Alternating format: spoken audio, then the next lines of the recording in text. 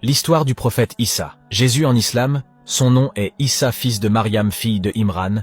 L'origine du nom Issa vient de la langue syriaque, une langue venant de l'araméen. Il se prononce Aïssou, ou Yachou selon les savants. Le grand-père de Issa se nommait Imran. C'était un homme pieux à son époque, et dirigeait la prière pour les fidèles. Imran s'est marié avec une femme nommée Hana.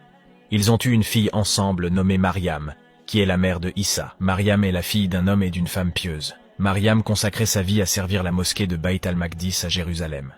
Toute sa vie était vouée à l'adoration d'Allah seul sans associé, et personne ne l'égalait dans cela à son époque. Mariam ne sortait quasiment jamais de la mosquée.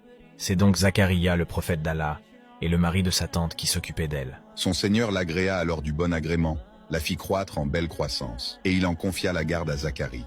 Chaque fois que celui-ci entrait auprès d'elle dans le sanctuaire, il trouvait près d'elle de la nourriture. Il dit, « Ô Marie, d'où te vient cette nourriture ?» Elle dit, « Cela me vient d'Allah.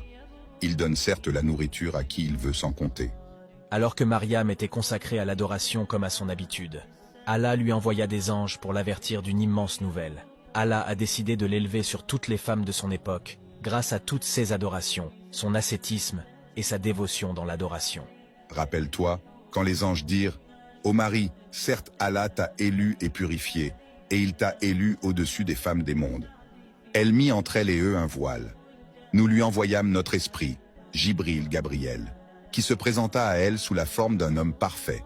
Elle dit, « Je me réfugie contre toi auprès du tout miséricordieux.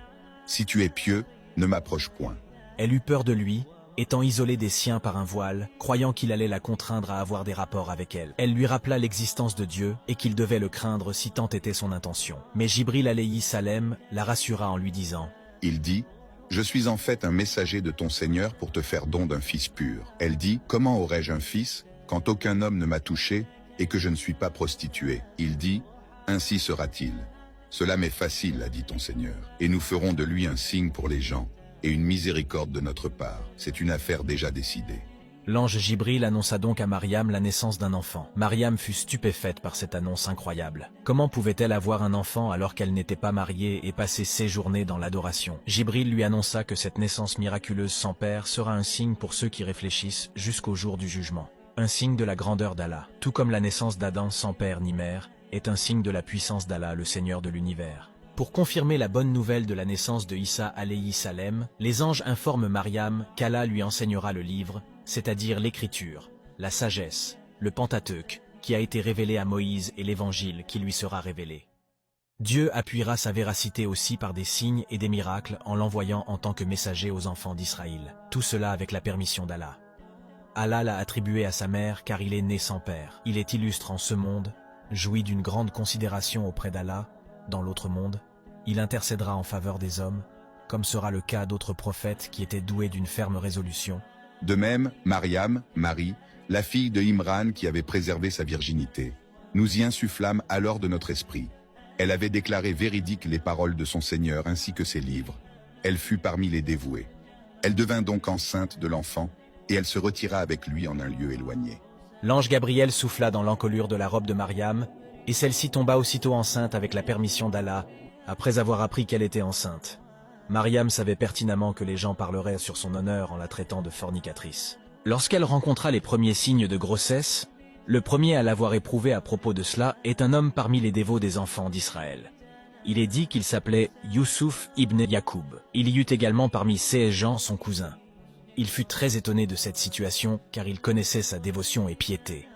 Mais lorsqu'il vit les signes de grossesse alors qu'elle n'avait pas de mari, il lui dit « Ô Mariam, est-ce qu'il y a des plantes sans graines ?» Mariam répondit « Oui, qui a créé les premières plantes ?» Puis il dit « Est-ce qu'il y a des arbres sans eau et sans pluie ?» Elle répondit « Oui, qui a créé le premier arbre ?» Il lui dit ensuite « Est-ce qu'il y a des enfants sans hommes ?» Elle répondit « Oui, Allah a créé Adam sans homme ni femme. » Il lui dit enfin « Informe-moi à propos de ton cas. » Elle lui dit « Certes, Allah m'a annoncé la bonne nouvelle.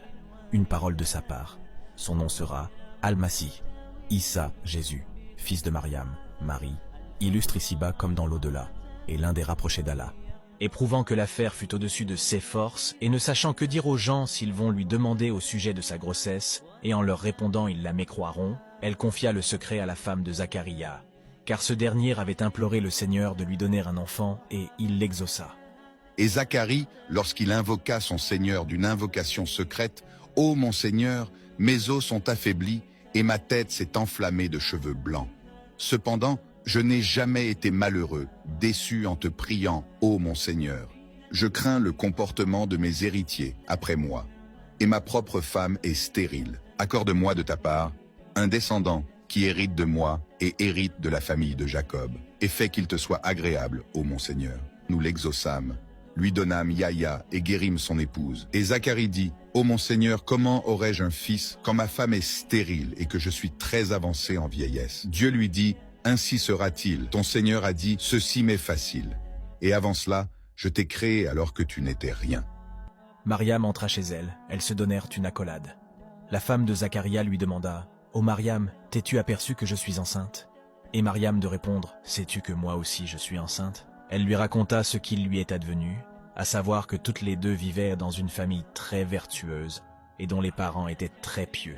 Malek a dit, « On m'a fait savoir que Issa, fils de Mariam, et Yahya, Jean, fils de Zacharia, étaient deux cousins maternels et avaient presque le même âge. La mère de Yahya dit une fois à Mariam, « Je sens parfois que mon fœtus se prosterne devant le tien. » Ainsi se termine la première partie de l'histoire de Issa.